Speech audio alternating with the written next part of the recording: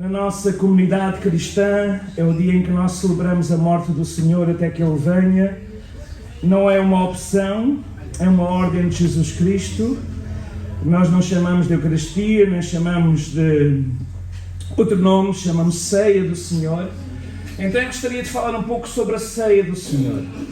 Durante as últimas semanas nós partilhamos os 7 sinais de Jesus em João.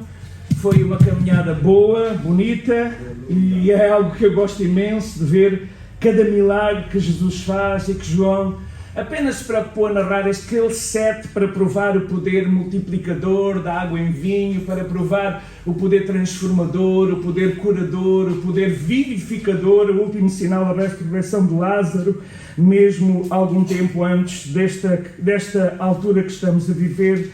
Mas quando chegamos àquela semana da paixão, quando chegamos à semana em que Jesus atinge o pico de que era a sua missão, indo à cruz do Calvário em nosso lugar, era a altura da Páscoa. Páscoa significa passagem, e nós estamos a entrar nesta altura da Páscoa, e era passagem porque significava para os hebreus, significava para os israelitas, para os judeus, significava algo muito importante, porque eles foram resgatados do Egito pela mão forte do Senhor. Falámos aqui como Deus fez questão, através das pragas que encontramos lá no livro de Êxodo, mostrar que os deuses do Egito não tinham poder diante dele, não tinham a mesma autoridade.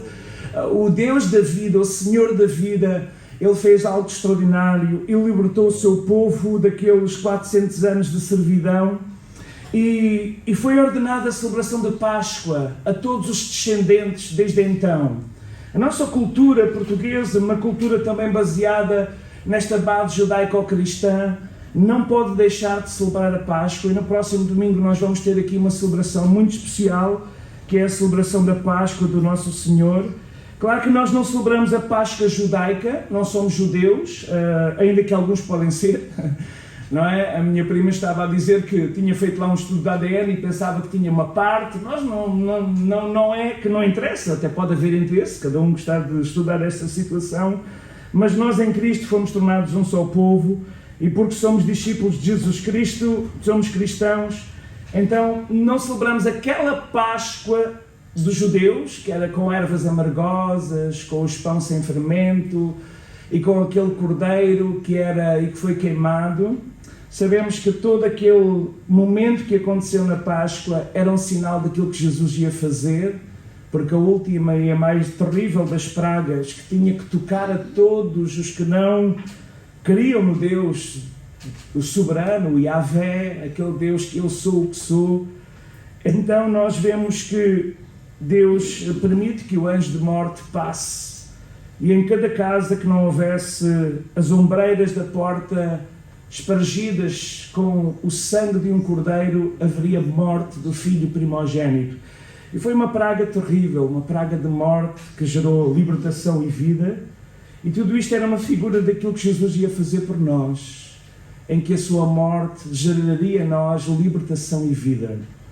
Ele morreu para que nós possamos ter vida, e vida é seu nome, diz o Evangelho de João. E nós, quando estamos a olhar para a palavra do Senhor, nesta semana não pensei falar sobre a entrada triunfal de Jesus, por isso li o texto do início, porque de facto essa seria a efeméride que se celebra hoje, mas vamos então àqueles momentos finais. E vamos entrar num quarto alto, num cenáculo, num lugar que estava preparado apenas para os seus alunos, os seus discípulos mais íntimos. E naquele lugar, Jesus vai celebrar a Páscoa como judeu, mas depois de fazer aquela celebração tradicional da Páscoa, ele institui uma nova ordenança que ficou para a Igreja, que nós chamamos a Ceia ou a Ceia do Senhor. Nós chamamos Santa Ceia, ainda que alguns podem chamar, porque Santa sempre tem conotação, às vezes, com idolatria, e nós não idolatramos o símbolo, são apenas símbolos e nada mais. Mas celebramos a Ceia do Senhor.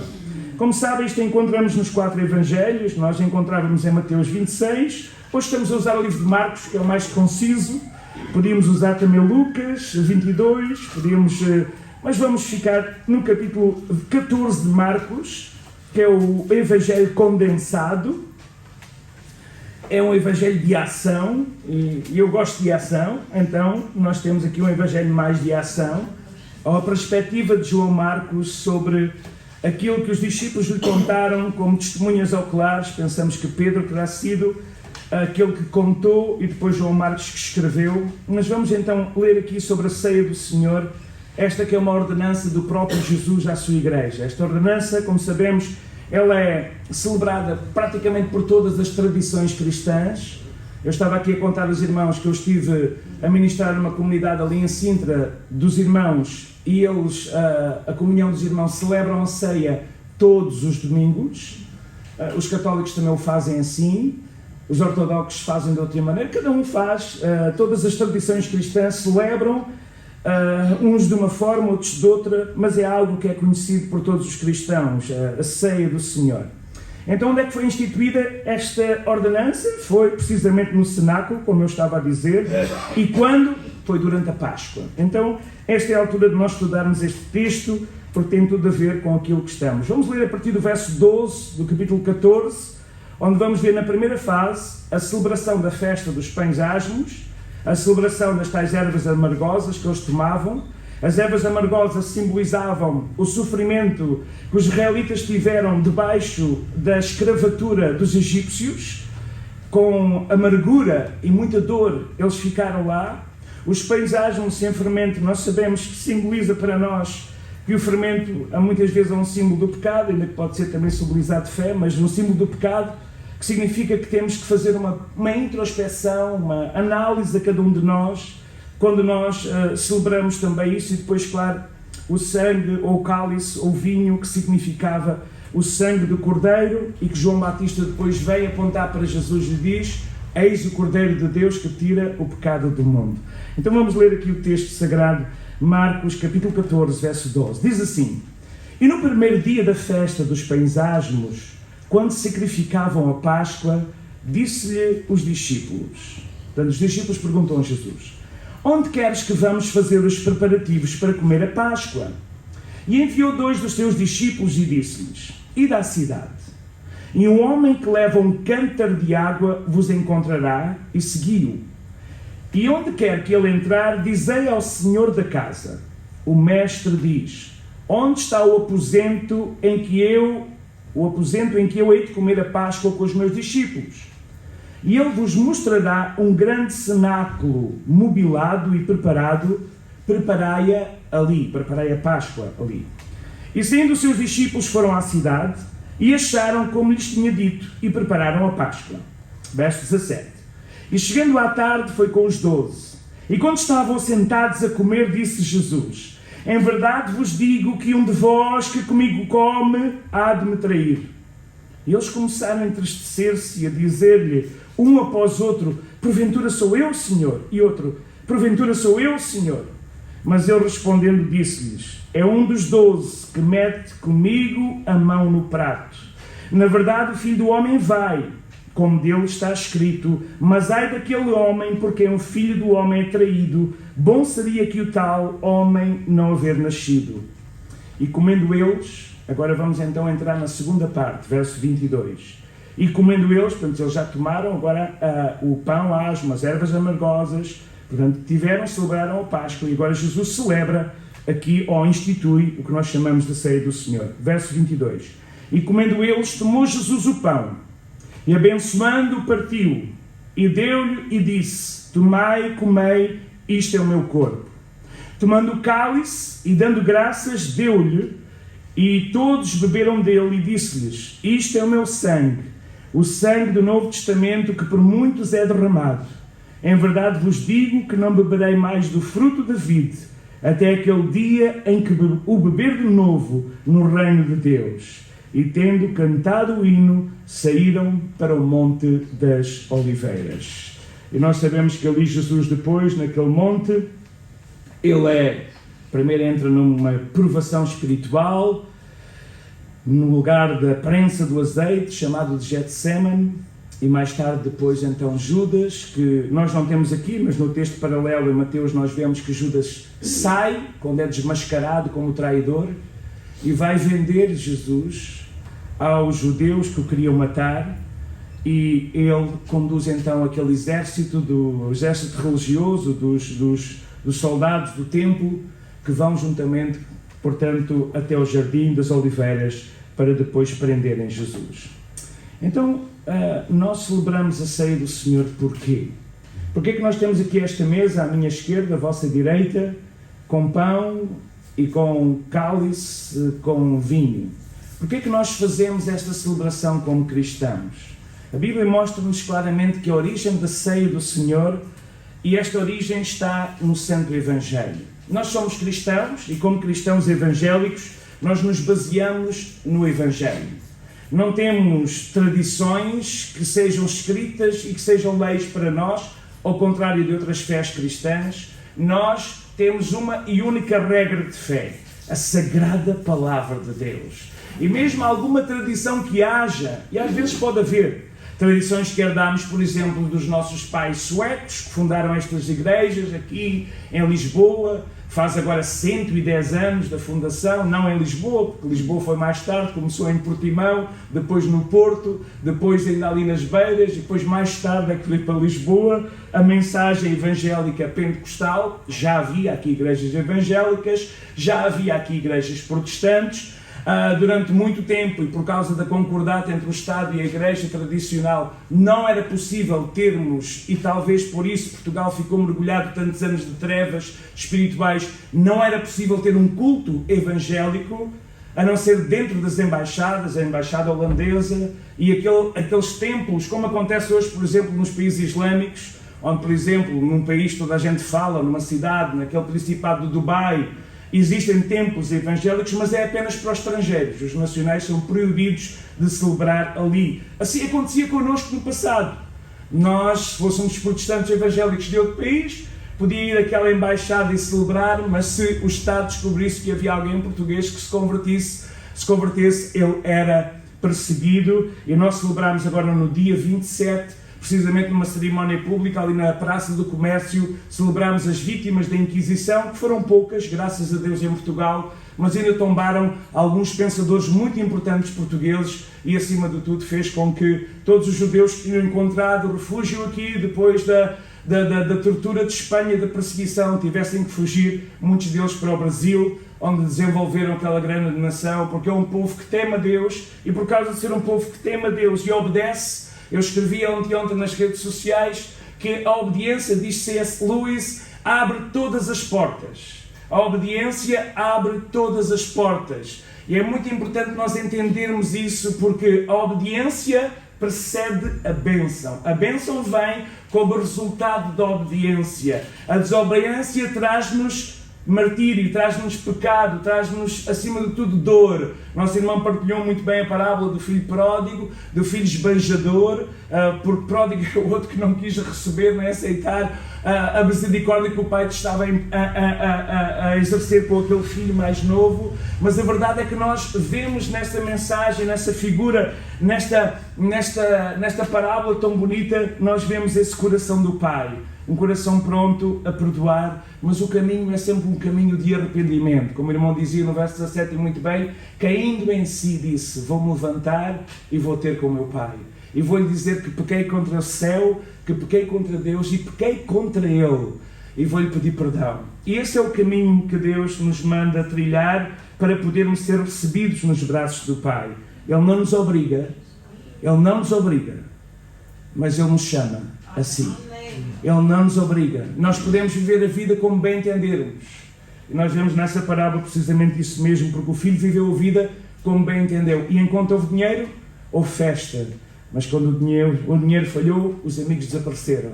Os amigos desapareceram e ele passou necessidades. E graças a Deus, talvez alguns de nós precisamos de experimentar essa história. Pelo menos a minha foi assim. Só depois de passar necessidades é que nós damos valor à casa do Pai. E graças a Deus, então.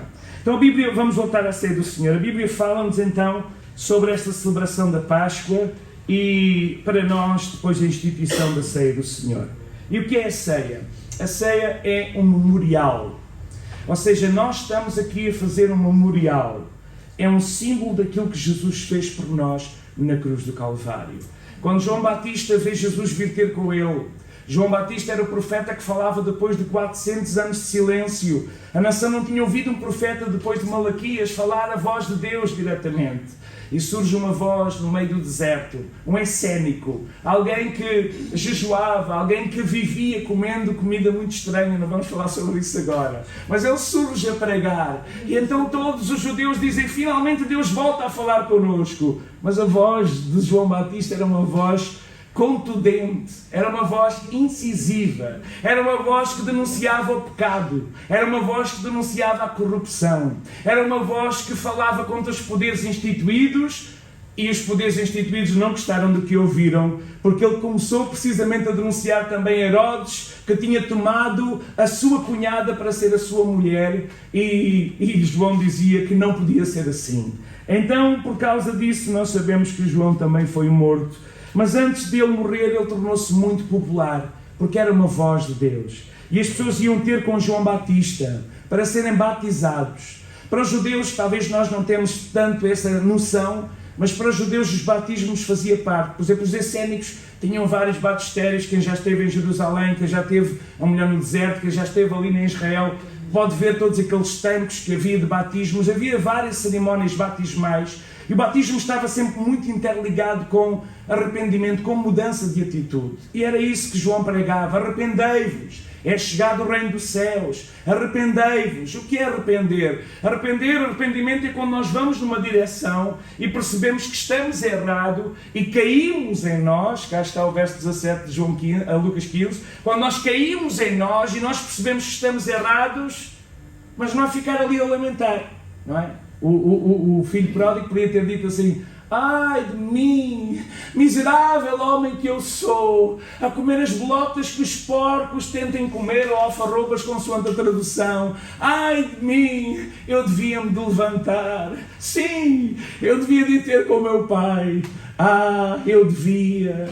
Mas pronto, bolota até não é mau, até porque agora a farinha de bolota, a bolo de bolota, descobriu-se que a bolota é muito rica. Não, eles não ficaram assim. Ele disse, eu vou-me levantar. E ele levantou-se e foi. E isso é arrependimento, porque arrependimento não é nós cairmos, é nós dizermos, eu estou mal, mas pronto, eu nasci assim, eu sempre fui assim, e não sou Gabriela, então eu vou continuar a fazer o que fazia. Não, eu caí em mim e volto para trás. Volto para Deus. E é isso que é o arrependimento e que João Batista veio pregar, e foi a primeira mensagem também de Cristo, o arrependimento. Então, nós vemos agora quando João vê Jesus vir e diz, eis o Cordeiro de Deus. E é interessante que eu estava a ler, eu estou a fazer um devocional também da Páscoa, entre vários que estou a fazer, e um deles fala do fio do sangue.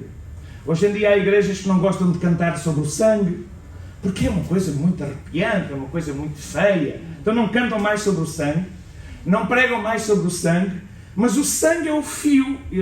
O autor do comentário estava a dizer que o sangue é o fio, desde Gênesis até Apocalipse. É o fio que conduz a Bíblia toda, porque o sangue era pacto. Nós vemos isso nos filmes, não é? Quando eles cortam as mãos e fazem um pacto de sangue. Mas nós víamos isto principalmente nos hebreus, naqueles povos em que eram feitos aquele pacto, sabe? O tal pacto que Deus fez com Abraão, quando realmente ele manda e separa e passa aquela presença e há ali um pacto de sangue. Então há agora um pacto também de sangue, que nós chamamos de aliança, talvez por pacto pode ser assim mais estranho para nós, que Jesus vai fazer connosco na ceia. É um pacto de sangue, é uma aliança. E o que é que essa aliança fala a nós? O que é que essa aliança nos fala? Então vamos brevemente estudar nesta manhã. Esta festa, a ceia, é uma festa memorial, para nos lembrarmos, é um lembrete, para nos lembrarmos sempre que Jesus não foi apenas um fazedor de milagres. Nós temos pregado sobre os milagres de Jesus. Jesus não foi apenas um grande mestre, nós temos aqui chamado rabi, mestre, mesmo neste texto que acabámos de ler. Jesus não foi apenas um profeta. Jesus não foi apenas um grande reformador moral. Jesus, Ele quer que nos lembremos dele e do pacto que Ele estabeleceu connosco, quando Ele morreu na cruz do Calvário para salvar toda a mulher, todo o homem que crê no seu nome e que aceita este sacrifício em sua função reconciliadora com Deus. Este ministério da reconciliação que a Igreja tem e que herdou do fundador da igreja, que é Jesus Cristo. Então isto é um memorial de Cristo. É um memorial da morte de Cristo. Nós lembramos que o seu corpo foi ferido por nós. Nós lembramos que o seu sangue foi derramado por nós. E sabemos que no sangue de Jesus há poder. Sabemos que no sangue de Jesus há purificação. Sabemos que no sangue de Jesus há autoridade. E o sangue de Jesus, quantas vezes, irmãos? E o meu paizinho, que já está com o Senhor, e que quando éramos missionários no interior, eu uma criança, víamos tanta gente que por causa de pactos de sangue mal feitos e ligados a coisas do oculto ou de bruxaria, famílias eram desfeitas e destruídas. E nós ensinávamos as pessoas que o sangue de Jesus, o pacto de Jesus, tem todo o poder acima de qualquer pacto, seja ele o maior que o pacto satânico. Ainda o pacto de Jesus tem poder para desfazer as obras de Satanás, porque é isso que ele veio fazer, desfazer as obras do inimigo. Então há poder no sangue de Jesus. Às vezes nós estamos a orar e sentimos a opressão espiritual à nossa volta. E nós ensinamos os cristãos a orarem: o sangue de Jesus tem poder. Eu estou coberto com o sangue de Jesus. E esta cobertura do sangue é precisamente essa aliança, esse pacto. Pacto significava cobertura. Então essa cobertura do sangue nos garante vitória. Então é memorial. E como nós tomamos o cálice com o vinho, nós estamos a lembrar que o seu sangue foi derramado por nós para termos vida em seu nome. Se nós formos, e podemos comparar este texto com 1 Coríntios 11, que é o texto que o apóstolo Paulo depois usa para ensinar este memorial à igreja, nós vamos aqui ver o apóstolo nos ensinar os vários motivos e trazer esta doutrina, que para nós é a doutrina basilar da igreja de Jesus Cristo. E em 1 Coríntios nós temos ali, a partir do verso 22, o texto que nós sabemos de cor, não é? Aquele texto tão importante e que nós lemos regularmente quando celebramos a ceia do Senhor. E vamos já lê-lo e depois no fim vamos celebrar a ceia do Senhor. E diz assim a partir do verso 23: porque eu recebi do Senhor o que também vos ensinei. E o Senhor Jesus, na noite em que foi traído, tomou o pão e, tendo dado graças, o partiu e disse: tomai e comei, isto é o meu corpo que é partido por vós, fazei isto em memória de mim. Semelhantemente, depois de cear, Jesus tomou o cálice, dizendo: este cálice é o Novo Testamento no meu sangue. Fazei isto todas as vezes. Vejam que não é uma opção. Fazei. Há aqui um imperativo sempre nas palavras. Fazei isto todas as vezes que beberdes em memória de mim. Porque todas as vezes que comerdes este pão e beberdes este cálice, anunciais a morte do Senhor até que venha. Portanto, qualquer que comer ou beber o cálice do Senhor indignamente será culpado do corpo e do sangue do Senhor. Examine-se, pois, o homem a si mesmo, e assim coma deste pão e beba deste cálice, porque come e bebe indignamente, come e bebe para a sua própria condenação, não discernindo o corpo do Senhor. É por causa disto que há entre vós muitos fracos e doentes, e muitos que dormem, porque se nós nos julgássemos a nós mesmos, nós não seríamos julgados, mas quando somos julgados, nós somos repreendidos pelo Senhor, para não sermos condenados com o mundo. E reparem que pai que é pai repreende.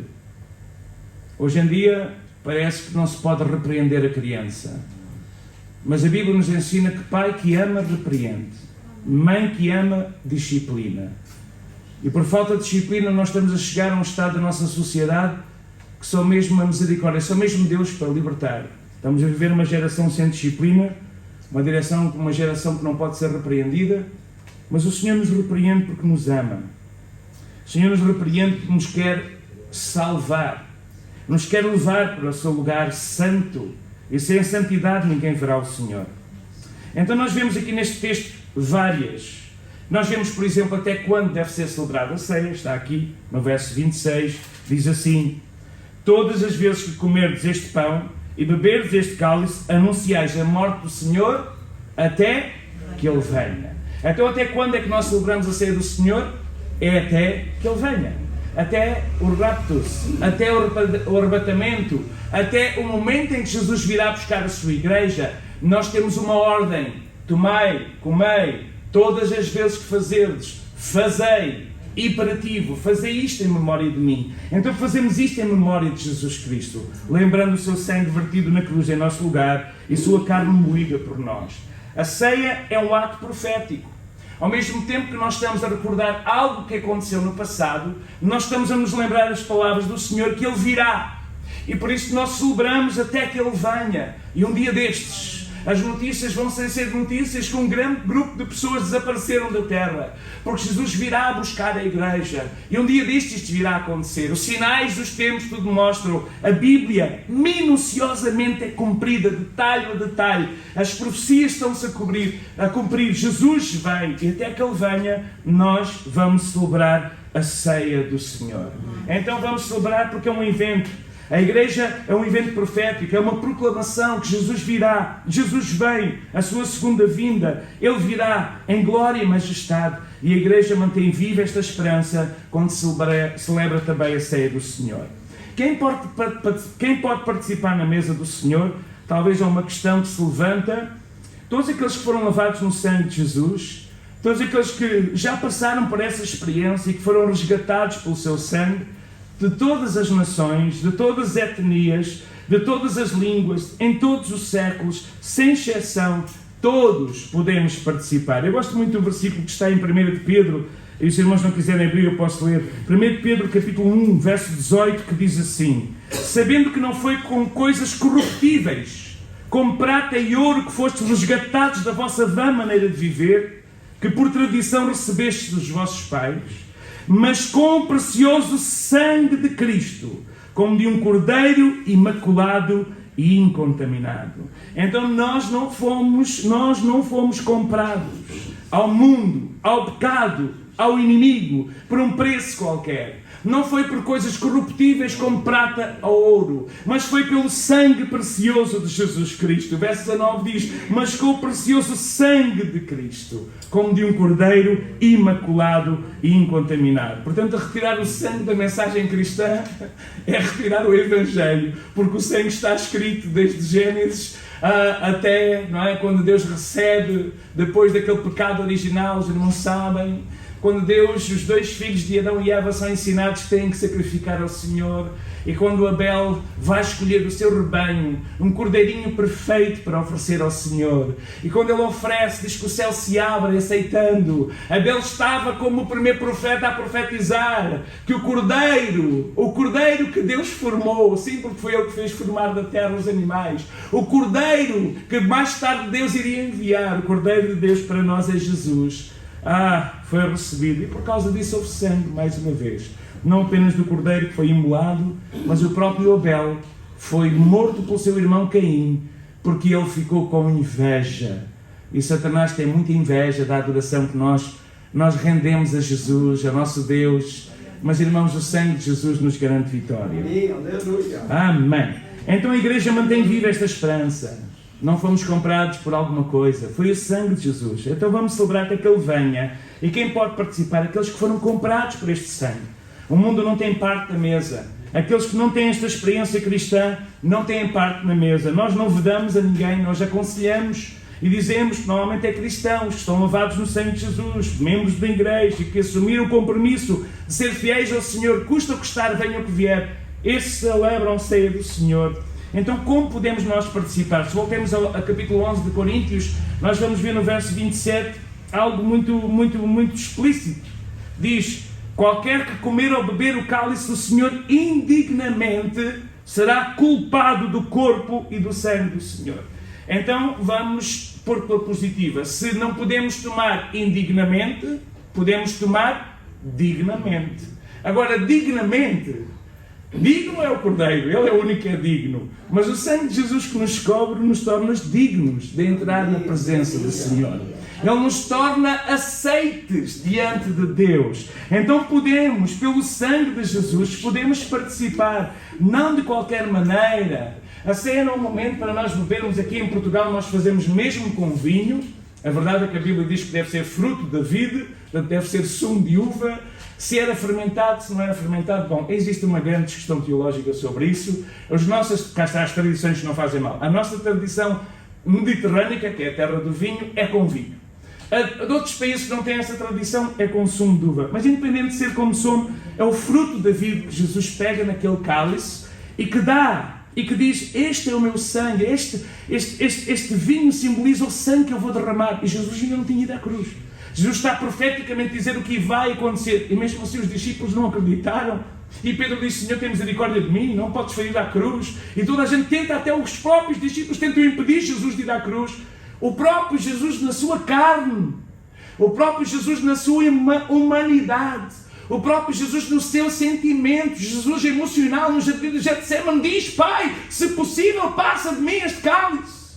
Mas ele continua a dizer, porque sabe que a obediência traz bênção. Todavia não seja a minha vontade, mas a tua vontade. E então ele vai como uma ovelha muda para o matadouro. Ele vai e se entrega nas mãos dos seus torturadores. E ele é torturado por nós. Ele é cuspido na cara. Ele é chicoteado por nós. Ele é colocado uma coroa de espinhos que crava na sua mente.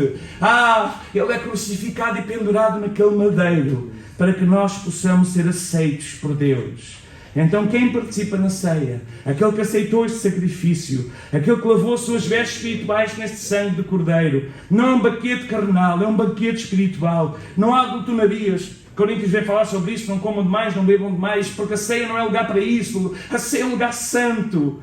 E então reverentemente, com muita reverência, estamos diante de um Deus santo. Então com reverência, no verso 28 diz: examine-se. O homem, a mulher, o ser humano, examine-se, pois, a si mesmo. Faça um exame. Veja se está alguma coisa errada. Veja se está a viver em pecado. Veja, antes de tomar, faça um exame. E depois coma do pão. Depois beba do cálice. E eu volto a repetir, porque aquele que come e bebe indignamente vai comer e beber para a sua condenação. Porque não percebe que o corpo do Senhor exige santidade, exige arrependimento, exige uma entrega. Louvado seja o seu santo nome. Então, e ele disse: se nós nos julgássemos a nós mesmos, verso 31, não seríamos julgados. Estamos em Coríntios 11. Então, reverentemente, examinando, julgando os nossos atos, se temos algo que nos condene, não significa que não devemos tomar a ceia, mas significa que devemos nos arrepender. E se for sinceramente, podemos depois tomar a ceia. Se for arrependimento sincero, uma oração de contrição. Claro que há pecados que exigem. Há pecados que exigem. Agora falta uma palavra. Pagamento, devolução. Bom, há pecados que exigem devolução. Restituição. Obrigado, minha querida. Minha esposa é minha auxiliar sempre. Restituição. Há pecados que exigem restituição. Quando Zaqueu conheceu Jesus, eu trabalhava nas finanças. Só que ele cobrava acima do que era normal. Eu punha uma grande porcentagem para ele, que não era lícita. Quer dizer, toda a gente fazia. Mas nós não somos toda a gente, porque um discípulo de Jesus não é toda a gente. Nós somos luz nas tarefas, devemos ser. Falíveis? Sim, eu tenho muitas falhas. Pecadores por natureza? Sim, existem pecadores, mas pecadores redimidos. Com fraquezas? Muitas, eu tenho muitas. Mas devemos viver olhando para Jesus e imitando a Jesus Cristo. E quando Zaqueu então queria seguir Jesus, queria ver Jesus, queria caminhar atrás de Jesus, queria aprender de Jesus, Jesus aceita-o como ele é. Pecador, corrupto, Jesus aceita Zaqueu como ele é. Pequenino, cheio de complexos. Jesus aceita Zaqueu como é. Mas depois de estar com Jesus, o próprio Zaqueu disse: Senhor, hoje eu tomei uma decisão. Eu vou devolver tudo o que terei a mais. A lei até diz que tenho que devolver em 4 vezes aquilo que roubei. Então eu vou devolver aquilo que roubei. E só depois de ele restituir, ou tomar a decisão, porque ele não deve ter restituído imediato, mas porque Jesus olhou para o coração e viu que era uma decisão, o que é que Jesus diz? Hoje veio a salvação a esta casa. Isto prega-se pouco nas igrejas. Prega-se um Deus de amor, de perdão. Sim, é verdade. Ele é um Deus de amor e de perdão. Mas quando está em nós alguma coisa que falhamos, tem que haver restituição. E se não houver restituição, se não houver nós resolvermos o que fica para trás, esse passado vai nos perseguir a vida inteira. E a vida inteira vai ser perseguido por esse passado. Às vezes a pessoa já morreu. E se a pessoa já morreu? Bom, aí não há nada a fazer, não é? Se tiver um descendente, até podemos restituir e tentar fazer pazes com os descendentes. Mas não há nada a fazer. O Senhor sabe todas as coisas. Mas perdão perdão de Deus, ele é incondicional, sem dúvida, mas nós temos que fazer alguma coisa. Então nós vemos aqui, examine-se. Examine-se cada um a si mesmo. Não somos nós que apontamos, tu fazes isto, tu fazes aquilo. Não, apontar o dedo não é cristão. Nós não somos chamados a apontar o dedo. Nós somos chamados a apontar o dedo, sim, ao pecado, mas não ao pecador. Nós somos chamados a dizer, por exemplo, roubo é pecado. Nós somos chamados a dizer que sexo fora do casamento é pecado. Nós somos chamados a dizer muitas coisas que aquilo que a Bíblia nos diz, porque é a nossa regra única de fé. Nós sabemos que o mesmo pecado, que é a mentira, que é o engano, que é a murmuração, está ao mesmo nível diante de Deus de outro tipo de pecados. Mas cada um tem que se examinar a si mesmo. E irreverentemente dizer, Senhor, perdoa-me. Às vezes nós temos que fazer aquela oração de Davi. Senhor, sonda-me, ó Deus, prova-me, vê se há em mim algum caminho mau. Davi dizia alguma coisa que eu fiz e que nem tomei a noção que fiz. Alguma coisa que eu disse e que nem tomei a noção que disse. Alguma coisa que te ofendeu, Senhor, vê se há em mim, prova-me, vê se há em mim. Faz-me aqui um TAC, faz-me um PET, faz-me um scanner geral, não é? Com os medicamentos existem estes exames para detectar até as células mais piores que pode haver no corpo. Faz esse exame e vê se há alguma coisa mal em mim. E perdoa-me, Senhor, e guia-me pelos caminhos eternos. Então, quando nós fazemos isto, podemos tomar a ceia. Como é que eles tomaram? Também eles tomaram com hinos. É muito interessante porque termina o texto a dizer que eles cantaram um hino. Havia sempre louvor, adoração a Deus. E Jesus cantou, no verso 26 do capítulo 14 de Marcos, diz que termina com Jesus cantando um hino, e cantando o hino saíram para o Monte das Oliveiras.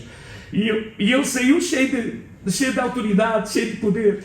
E no Monte das Oliveiras, nós sabemos que foi ali que ele foi traído, e que foi ali que ele sofreu a traição de um amigo, e foi ali que ele foi preso. Mas ele encarou as dificuldades depois do louvor.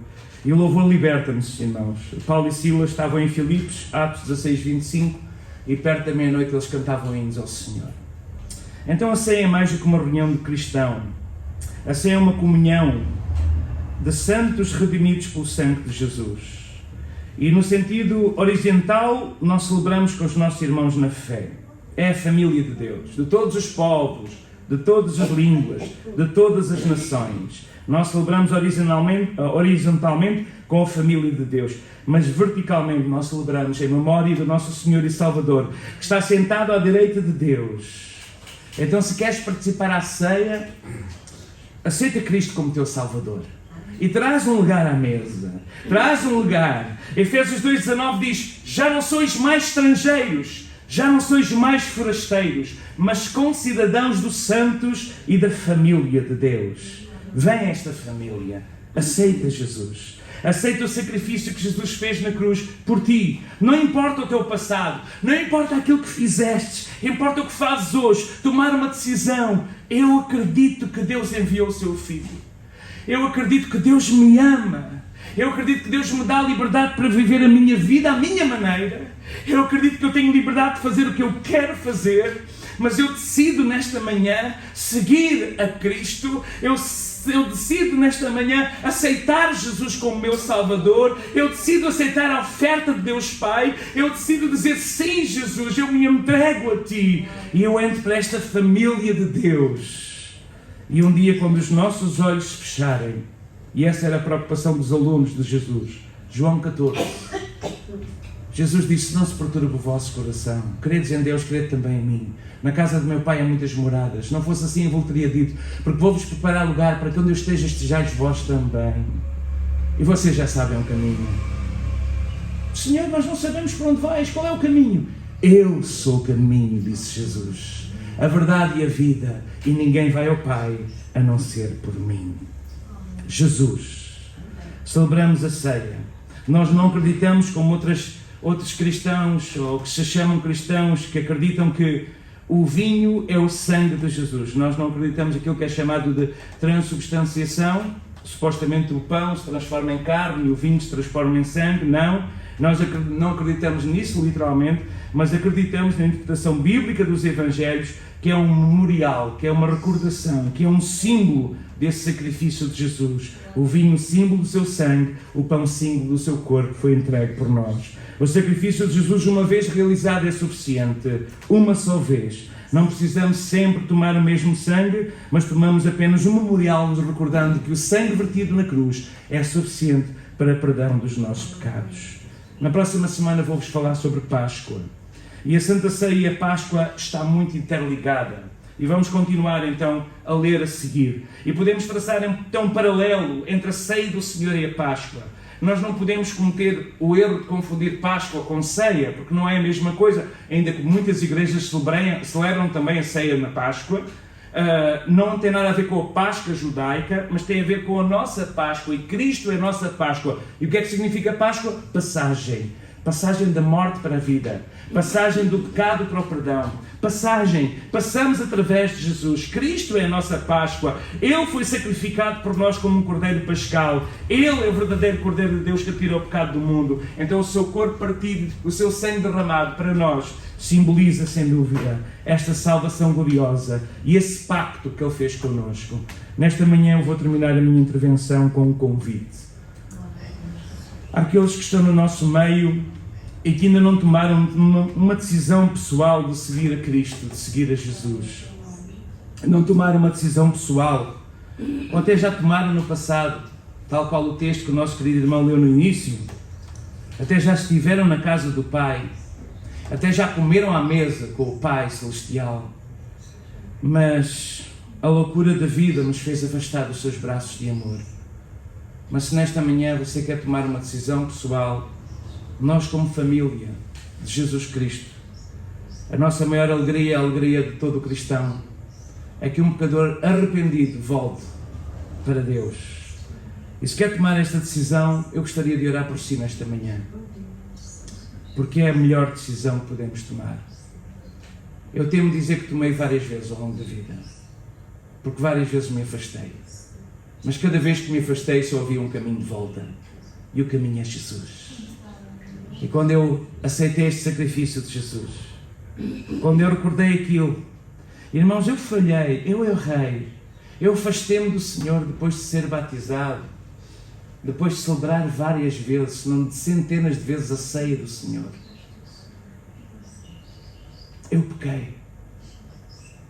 A minha vida estava a ser destruída e os únicos pensamentos que pairavam na minha mente permanentemente era suicídio e morte.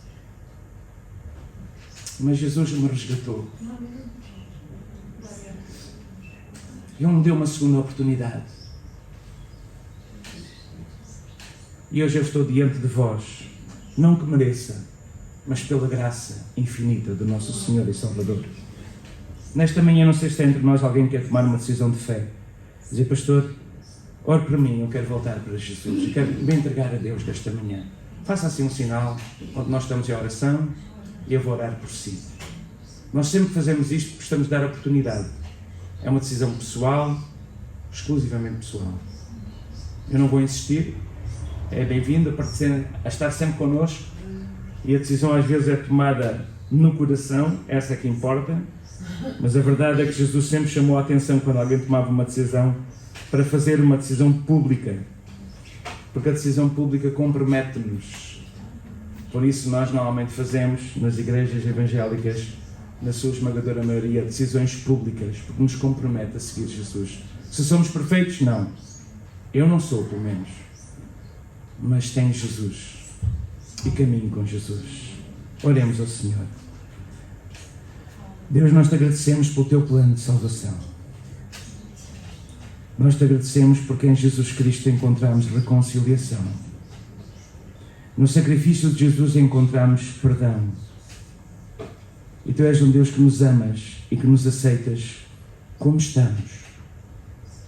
Tu nos aceitas como somos e nos pedes para mudar. E nós vamos a ti como estamos, Senhor, sabendo que depois de estar nas tuas mãos, alguma coisa tem de mudar. A morte dá lugar à vida. O desespero dá lugar à esperança. A dor dá lugar à presença. A incerteza dá lugar à certeza. Mas nesta manhã nós queremos orar, Senhor, por aqueles que nos escutam ou por aqueles que estão connosco e talvez no passado, Senhor, prometeram até servir-te, custe o que custar, viesse o que vier, Mas, Senhor, as armadilhas que foram colocadas prenderam de tal maneira forte que não nos sentimos dignos de estar diante de Ti. Mas pelo sangue de Jesus, Senhor, nós oramos, Senhor, que, Senhor, cada um de nós possa cair em nós e ver, Senhor, onde falhamos e nos arrependermos sinceramente e voltarmos para Ti de coração, Senhor. Nós consagramos a Ti, Senhor, este momento e as nossas vidas, Deus. Se temos falhado, perdoa-nos. Se temos dito alguma coisa que te desagradou, perdoa. Se temos tido pensamentos errados, perdoa, Senhor. E restitui-nos a alegria da salvação, Senhor, no nome de Jesus. Eu oro por cada irmã e cada irmão que está connosco nesta manhã. Que a Tua bendita presença de Deus possa preencher, Senhor, a sua vida. A Tua aceitação e a Tua presença possa ser, ó Deus, sentida, Senhor. Porque somos seres emocionais também. Nós não queremos apelar às emoções. Nós queremos apelar às convicções. Mas sabemos, Senhor, que a Tua presença nos faz tantas vezes chorar. Nos faz tantas vezes sentir quem somos e de quem somos. Por isso, Senhor, nós nos entregamos a Ti, Senhor. E quando vamos tomar esta ceia, nós Te agradecemos pelo pão, símbolo do corpo. Nós Te agradecemos pelo cálice, símbolo do sangue. E oramos cada um que possa tomá-lo, possa tomar de uma forma digna. E fazemos este memorial até que Jesus venha. E nós oramos, Maranata, vem, Senhor Jesus. O mundo está à espera. O mundo geme, a criação geme pela manifestação gloriosa dos filhos de Deus, em antecipação da vinda do Filho do Homem. Por isso, vem Cristo, vem buscar e ajuda-nos a ser encontrados a servir. Ajuda-nos a ser encontrados envolvidos com a Tua obra, no nome de Jesus, e não com a nossa obra. Ó Pai, no nome de Jesus nós oramos, Senhor, por cada um que está nesta manhã. Oramos se há doença no corpo, acreditamos que o sangue de Jesus tem poder para repreender também a enfermidade e trazer cura. Oremos também pelos irmãos que faltam aqui e que pertencem a esta comunhão e que são tantos, Senhor. Oremos pelos nossos irmãos resplandes, esta família que não conseguiu encontrar casa aqui, Senhor, e se agora mudou ali para Salamanca, onde estão, Senhor, à procura agora de uma igreja e que seguem a nossa igreja, Senhor, pelos vídeos e que contribuem ainda para aqui, Senhor. Oremos que possas abençoar, Senhor, também os nossos irmãos que passaram entre nós e que infelizmente não conseguiram continuar aqui, mas abençoa-os e guarda-os por onde estão, no nome de Jesus. Oramos por outros que estão enfermos, Senhor. Alguns que estão em casas de repouso, em lares de terceira idade, e que, Senhor, ó Pai, são pilares desta igreja, continuam a orar, continuam, Senhor, a lembrar, mas já não podem estar fisicamente connosco aqui neste lugar. Oramos por eles, no nome de Jesus. Oramos por aqueles que perderam a coragem, a força, o ânimo, por causa de palavras de homens ou de ações humanas. Oramos que os tragas de volta, Senhor, no nome de Jesus. Oramos pelos jovens, Senhor, aqueles que já caminharam também, mas que no mundo de tanta tentação e miséria têm, Senhor, Pai, se deixado, Senhor, atropelar por esta onda gigante de pecado, Senhor. Oh, Pai, lembra-lhes da Tua casa, da Tua presença, dos Teus braços de amor. Oramos por cada um de nós, que sejamos testemunhas vivas no nome santo de Jesus. Assim nós oramos no nome de Jesus Cristo e para a Tua glória. Amém e amém.